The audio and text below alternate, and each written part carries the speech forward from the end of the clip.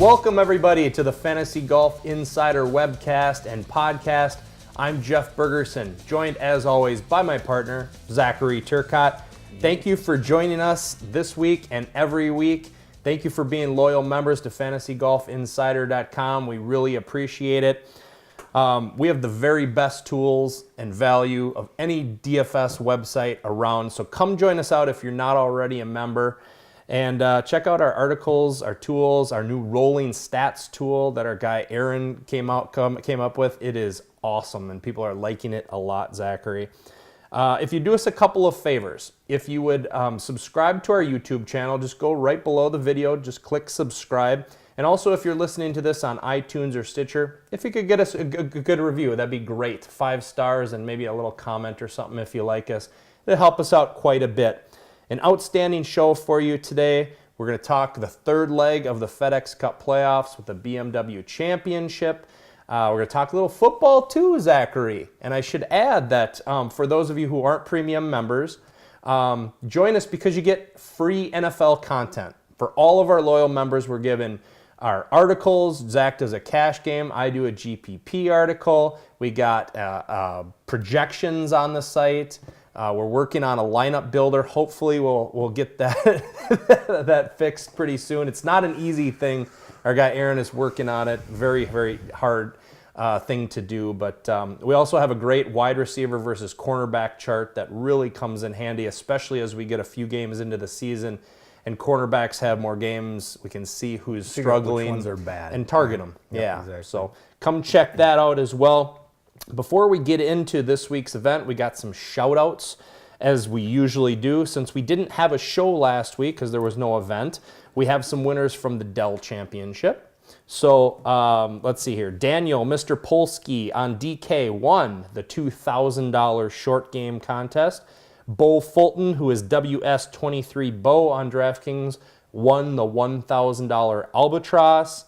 We continue to dominate weekend golf, and I was just talking to a member today, Alan Klutz, about he's winning a lot playing weekend golf, and he's just like, why hasn't everyone caught on to that? And I'm like, well, there's specific strategies, and they really haven't discovered it yet. So I'd encourage you, if you haven't played weekend golf, to read our stuff, look at our chart, and start playing some weekend golf. And if you're having more success playing weekend, go ahead and do more of that of your weekly bankroll than you do the main slate. That's definitely an option because we're doing so well with that. Gary Rumbold finished third in the weekend $100,000 best ball. Lane Ortenberger crushed Eurogolf last week in the absence of PGA. So congrats, and also we'll give a shout out to the Dirty Sheik on in football. It was really tough. We were rooting him on last night, which was Sunday night. He was in the 333 Wildcat on DraftKings, and he was sitting firmly in, I think, 13th place, and he was the only one with any minutes remaining. He had a player left. Everyone else had 0 minutes around him. I didn't know who it was, so I was anxious to see who it was when the game started. Turned out to be, unfortunately, Brandon Marshall, because he only needed 13 points to win $250,000. And I just put myself in his place. I could just totally feel his pain just watching the minutes tick down. You were in his place the year before when all David Johnson needed was from first and goal at the 1 against the Patriots. All they have to do is hand him the ball, he scores. I know. And you win another $150,000 in one contest and another couple $100,000 in the Millionaire Maker, and instead they throw the fade, to Larry Fitzgerald. High percentage fade to Larry Fitzgerald, who makes a diving catch and puts the knife squarely through your heart. So you've been there. It was bad yesterday because they just couldn't get the ball to him. Yeah. There was at one point where he was wide open running across the middle, and the announcer even said, if he catches that, he's still running right now. Like, there's no one around him. All they would have needed was that one play. Yep. He finally gets one catch on the last play of the game, and it did no good. The Giants just looked terrible. Very, very close, though. So good job. You did well to get it there. Congrats to everybody who had success last week with Euro and NFL. Let's do some damage this week with both the BMW and some NFL, should we, Zachary? Sounds good. So we got the BMW Championship, the third leg of the FedEx Cup playoffs. the top 70 guys in FedEx Cup points. So no cuts going forward. No cut event this week or next week for the Tour Championship. The host is Conway Farms Golf Club. We've seen it before. It's in Lake Forest, Illinois, 7,208 yards to par 71. There's only 3 par 5s on the course. Tom Fazio design. Opened in 1991. This is the 3rd time that we'll have hosted the tournament in the last 5 years. The other years were 2015 and 2013. So when you look at our tournament history page, those are the years that we're going to compare it to. Also built into the model, we're going to do tournament history based on those 2 appearances there. One interesting thing I did notice, Zachary, I didn't know if you've noticed this yet, but GPPs on DraftKings for this week's BMW Championship. $5, $150 entry max. Yeah, $5, $150 max tournament. Wait a minute. Where did that come from? Didn't they say it was impossible to do? That's again. right. We'll never have that again. And we're going to make it a policy not to have 150 max entry. Anything over 20 max entry isn't going to be anything lower than $8. I mean, what will happen to the small bankroll people who are playing out there with a $5 tournament that drives all the action? Won't those people be so upset and crushed and disappointed? I'm just shocked. Wait, they're still running the $3 20 max buy-in side by side with it, and it will also it'll fill. Probably fill. So I guess it maybe isn't such an issue after all. But no, Aren't that's you shocked they were dishonest about that? Yeah. Terribly misleading, dishonest. Don't get me wrong. I want this type of contest. I know, they should have it every week. Right. I'm actually a little frustrated that it finally comes out this week when we have such a small field. And I mean, are they going to do that again next week when there's only 30 guys in the field? So yeah, you'll be able to build 150 lineups with 30 potential players that are there. Or if you're going to have your main event for their Fantasy Golf World Championship in a field of 30, which they will next week. Right. So that'll be how the championship gets decided. Then why wouldn't you? So yeah, I don't know. Yeah, hopefully the fall season that will be the featured event. No, it'll go away. But yeah, it'll go away. Because it'll make so much sense with these 150 man fields now. I would love to have those with the new guys on the tour and everything. Oh, for sure, because the ownership will be spread out for many, many weeks for how that goes. So it'll be exciting to be able to build a lot of lineups because you'll be able to incorporate a lot of players that you may have otherwise overlooked. So, yeah, I mean, we'll kind of wait and see what happens and hope for the best. So. We're working on some stuff for new players on tour to give you a preview of all the new guys that you'll find for fall golf because we usually crush fall golf. It's a good time for FGI. A lot of people, most of the people playing don't really know who these guys are. Think of guys like JT Poston and Xander Schauffele last year. Grayson Murray, yeah. All of these guys were new last year. They're obviously old hat now for people, but it takes a while for them to catch on to who these young studs are. We see it every year. A couple of years ago was Justin Thomas. Yeah, I mean, Patton Kazire was the hot name coming in a couple of years ago. Smiley Kaufman, So you see him come up off the web.com tour after a year or so and jump right in. And yeah, some of these guys go on to do big things right away. So definitely something to start tracking, even if you're not going to play as much in the fall as you did during the summer and during the major events. Still keep playing in the fall. For sure. If you play those 6 events, if you pay attention for those 6 weeks, it's going to give you a considerable leg up once the regular season rolls around in January, February, when everybody's coming back. You'll have a good few months of research that you'll have gotten in when everybody else was just focused on football. So even if you're going to take your volume down, still stay with it for a while and do track those guys because it will be important come next season. I'll do a preview of the guys that I like coming on tour. Also this fall, we got your 3-part GPP series, which people go crazy over. I'll do my crystal ball article before the new year. So tons of exciting stuff coming. You're running out of time to hit brand new winners for the crystal ball. I don't know if it's going to happen. You only hit like half of the guys that you wrote up. So, right. You know, I don't know. You got to get the average up, bud. Setting the bar kind of high for next year, right. I think. Yeah, I think so. Key stats this week at Conway. Strokes gained tee to green, strokes gained putting, birdie or better percentage, scrambling. I'm also going to mix in par 4 scoring. So there's 3 par 5s that I mentioned. All are 595 yards plus, okay? So I'm not sure how much scoring is going to take place on these par 5s. Kind of depends on the weather as well. Sure. But par 4 scoring, and there's several short par 4s as well, under 350 yards, which is interesting. There's also 4 holes in between 450 and 500. So there's a little bit of a mix, but par 4 scoring, you see guys that dominate par 4 scoring. Just look at our rolling stats tool. Look at the last 8, 12, and 16 rounds. You'll see guys who really dominate, and look at the stats too. So pricing, Zachary. Yeah. First impressions. Well, I mean, getting into it, I think you have to kind of come up with a strategy for how you want to approach these events. And I've been saying it since before the playoffs started. You have to look at the FedEx Cup playoffs in terms of who is playing really well. Because it tends to be the last 3 years we've seen guys pretty much from start to finish who have looked pretty good. I mean, Spieth 2 years ago, he had the great season all the way up to, and then a little bit of struggles, but closed very strong. Yep. But it Jason tends to Day. be, once guys get close here, they tend to do well week after week after week. And if they're not doing that well, they do tend to slide and fade back. So it feels really unlikely that we'll just get some sort of no-name winner out of no place this week. Because there's so many of those guys. A lot of these guys have played just to get to the top 70, where it's going to be, excuse me, very, very difficult for them to advance to the Tour Championship. But they had aspirations of getting into the top 70 to make this event. So not that they won't be trying to win, but with so much on the line for those top few guys, they're going to bring the absolute best out of themselves as possible. So, you know, just because a guy like, Justin Thomas has won a couple times recently, don't put it past him to be right there in contention again. Same thing with Spieth, because he's won. This year he's been second the last couple weeks.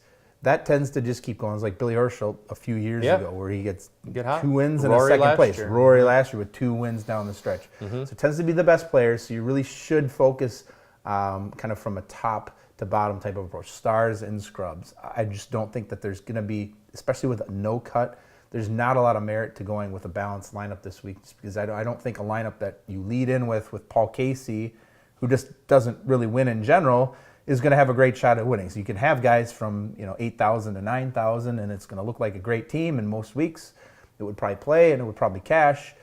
But this week, without the cut and with the fact that those top level guys are probably going to be there in the end, I think you got to focus around 2 or 3 guys at the top. Work off of that. Can't do it. No. I mean, they're not going to be in. Oh yeah, not stack them. You're saying totally. No, I agree with you. Because my article this week, I am going to focus, since there is a $5 150, I'll focus more towards building 150 lineups, and I will use 2 or 3 of those guys right at the top to focus around, and then more so guys trying to find 1 or 2 guys there in the lower range that you can work around for a lot of your lineups as well, who do potentially have some upside value. So I think that is kind of the way to go in starting with prices. But in looking right at the top, tight pricing structure though. It's very tough because the bottom guy is 6,900 is not really going all that low. No. So you can't really stack 2 guys up at the top. You can't really do like Spieth and DJ. You cannot. And make your full team. You can't.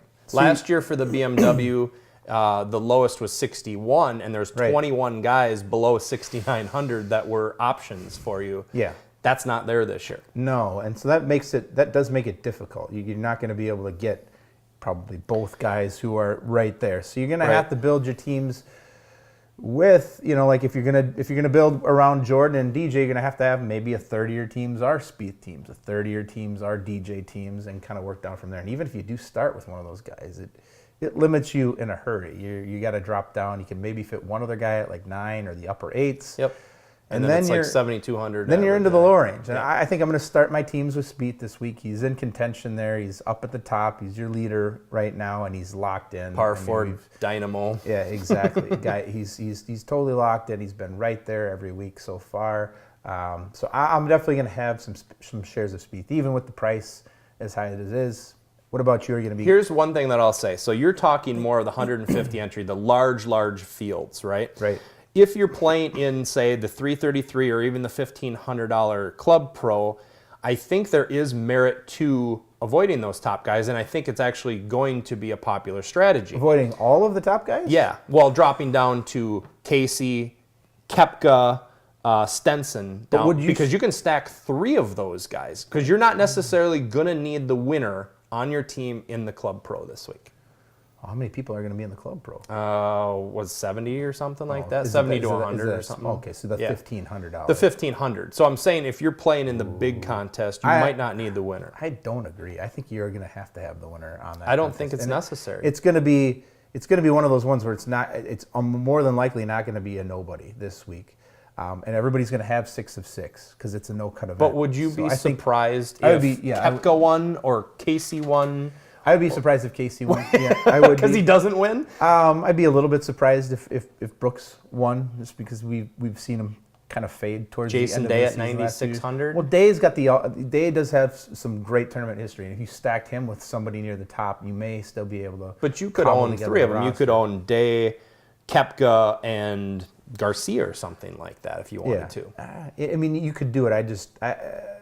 It would be very tough for me to just flat out ignore the top 6, even in a small field type of a contest. Given the way that Spieth and DJ have been playing coming into this event, so you're locking and loading Spieth and DJ. I think you have to. Okay. Yeah, but I mean it is. If you're going to play contrarian and you're hoping that one of those two guys don't win or they're off their game, there would be some merit to going around. Is if you happen to hit, because I do think the middle range will go widely unknown. You're not going to see a lot of the 9K players that are going to be owned. People are going to pay up. They're going to own Ricky. They're going to own Spieth. They're going to own DJ. They're going to own Hideki up there. I think there will be some Day ownership because given the trend is will be in the right direction, and he's crushed at this course 2 times. I think those will be your guys that people are going to focus around. I would say if you could afford to build 2 rosters in one of the big contests, maybe you do have one strategy where you do start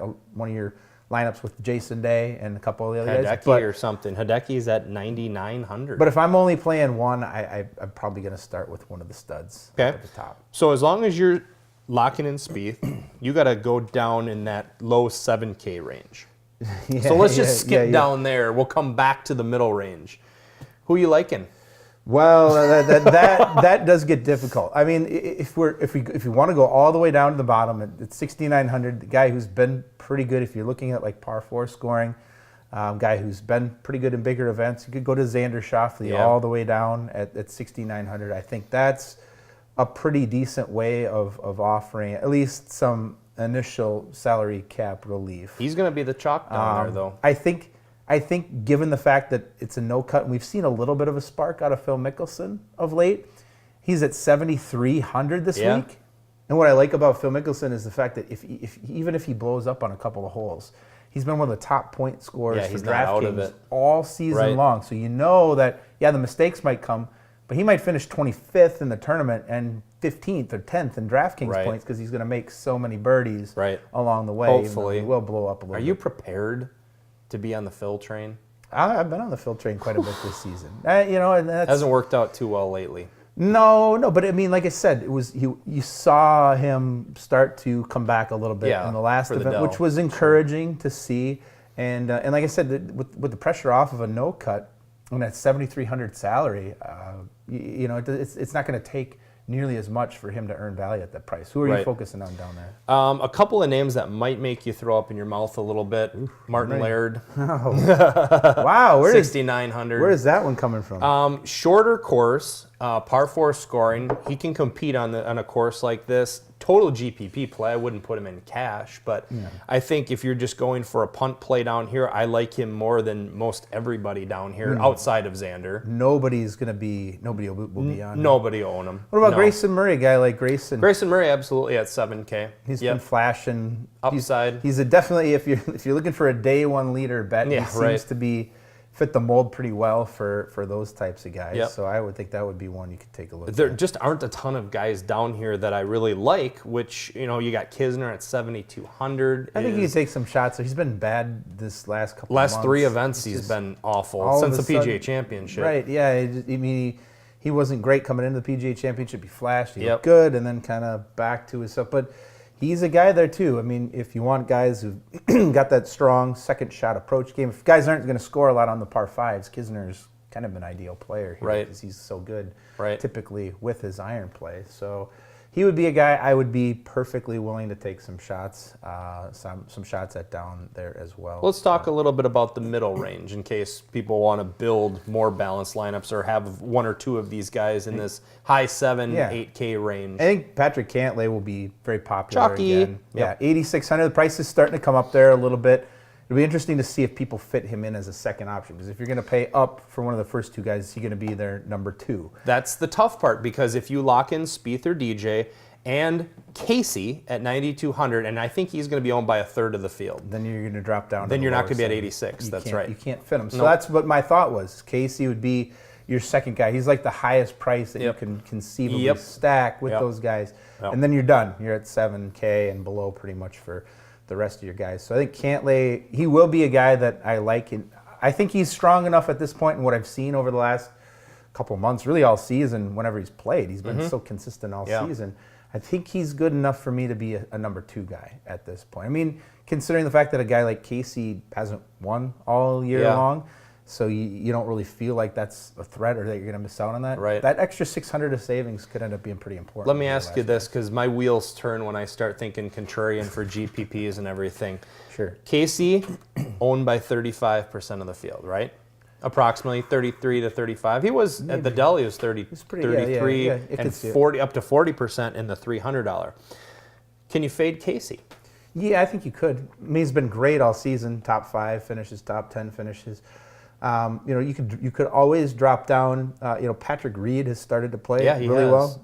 And he's cheap. What is he, like 8,000 or something along those Reed lines? is $8,000. Yep. 8,000 for Reed. I know. And his game is improving. Yeah. And you get that kind of a price. I mean, you don't usually see him down that far. So I would think it would be a very reasonable risk versus reward play to just dip past Casey, go down to Reed, save yourself the 1,200, and still have a little bit of play in I would that feel 8,000 range. I would feel so much better about it if it were a cut event though. Fading Casey. It seems like there's so much more upside there to fade him as opposed to the no cut where he's going to get 4 rounds in. I feel like he's going to be in contention. There isn't that much downside, I guess, is what I'm saying for his price. No, but I mean, even in the cut events, So you're just kind of hoping he takes like T30 or T40. yeah, and I mean, even if he's like T25 in an event like this, it and doesn't then- hurt you. Yeah, and then you hope a guy like Reed is like T6 or something Yeah. like that. He makes another strong charge like he has over the past few weeks. And you think back to Patrick Reed, he's won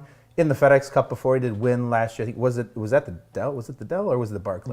Barclays. So he won at the Barclays last year. So he has won in the playoffs previously. He's a guy who will charge all the way to the finish. He's not afraid of the pressure Yeah. situation as opposed to Yeah. Paul Casey, where if he's standing over an 8-foot putt on a Sunday, you are You'll like feel good about it. 90% that he's going to blow Right. it. So I don't mind skipping out on Casey if it's a either or situation on a one lineup. But other than that, I probably will still have some shares overall. Of This is a Casey. Charlie week.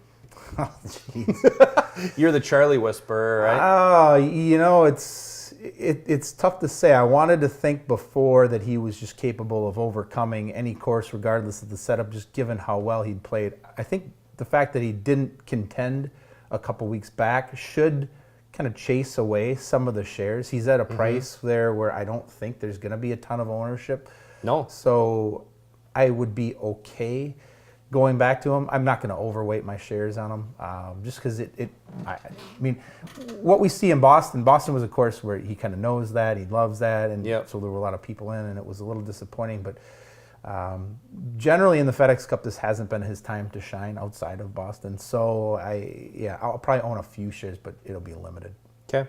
Anyone else you want to talk about? No, I think that's probably about it for now. I'm trying to rid myself of Daniel Berger, but he shows up at 7,500. And he took second here 2 years ago. I know. And it would be just like him to kind of come out of nowhere again, because it was out of nowhere 2 years ago, and then there he is, second He's been place. so bad lately. And people are going to be off of They him. for sure No, I think it's a good price. I mean, it's one that is going to fit within your range. If you start at the top, then he's like 75, somewhere in that Yep. range there. So definitely a decent guy to be able to plug in for potential upside. Yeah. The one guy down here at 7,400, Molinari, I think is a decent fit on this course. We haven't seen him play well in the last several events, but we've been on some longer courses which do not favor Molinari's game. So you drop down to a 7,200-yard course, some shorter par fours. I think he's back in the conversation at 7,400. And even the lengthier par fives that should kind of, some of the middle range should kind of negate the... will be kind of back to where he's at in terms of having to hit a good third approach shot to be in position for birdie on those par fives. So I would think that would be a reasonable play too. Okay, I would probably scale back your bankroll a bit for sure. this event and next week's Tour Championship. I would play real light next week. There's in a field of 30, we're not going to get a ton of options. Right. You're going to be able to start with a guy up at the top, and then you're going to immediately have to funnel down towards one of the bottom 5 guys to offset that. So I would scale back, and I'd be ready to load up in the fall and get all systems go in the fall and fire some bullets then. Yep, that sounds like a plan. You want to talk about NFL a little bit? As far as next week, let's talk about last week. This week was good for me. Yeah. It was a weird week. I know it hurt a lot of people because the scoring was a little bit rough. It's a crazy week. There were a few guys who let people down. I had Lev Bell on a few cash game teams, and those teams still actually cashed for me. Yeah. Thank you, Scott Tolzien. But it was strange. A lot of the projections in terms of touches, numbers of quarterbacks looked kind of poor. None of the games were particularly well played. It felt like the week 3 or 4 of the preseason. It did. A lot of field goals, a lot of turnovers. It was just kind of ugly football from start to finish. I was sort of glad when it was all done. But in the end, with cash games, you just really got to stick with the process. You just can't get too fancy. You can't be guessing. You can't be jumping on road teams or road defenses. No. I mean, people get attracted to flashy matchups early in the year. They think, well, is this team going to be on the rise? The 49ers. Heard a lot of 49er Heard a lot of talk. And they think that, is this team on the rise? Well, they were terrible the last 2 years. Yeah. And now they've got a quarterback who hasn't been wanted in the last 6 cities he's stopped in. Right. So now they're going to be great. I mean, you see a lot of that in the early parts of the season, but you just have to lock down your process. Just play the value that's given. And we got enough. We got enough from like the Richard Matthews that were out there. Even Paul Richardson was cheap, but we saved some funds there. We spent up a little bit. Shady McCoy was fantastic to us. I thought he had at least as much upside as the other 2 guys, just for the fact that the Jets traded away anybody good on their defense, and the Buffalo Bills aren't going to throw forward passes to wide receivers. So it just felt like a pretty good day to play Shady. And you have to realize also everybody else is getting unlucky too. I mean, when there's 50-some% playing DJ and 50-some% playing Lev Bell. Kind of like last year's week 1 where everyone was on Bell and Johnson and the play turned out to be Shady McCoy. Yeah, and so you just have to be real solid. You just can't take any risks in cash, particularly given how much information is out there, how tough it is.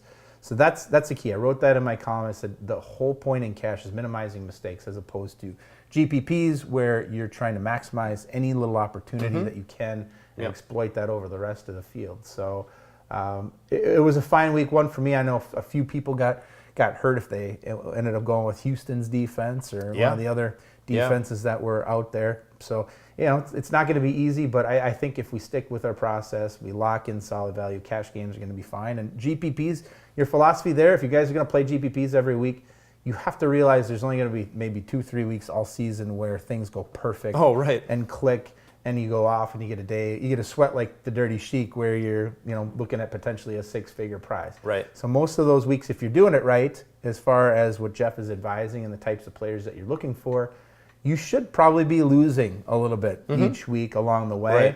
And losing a little, and then boom, you have the 120x week where everything goes great and you win your money, and then you kind of hunker down again and work the process until it pops up. So, do we have anything else for him?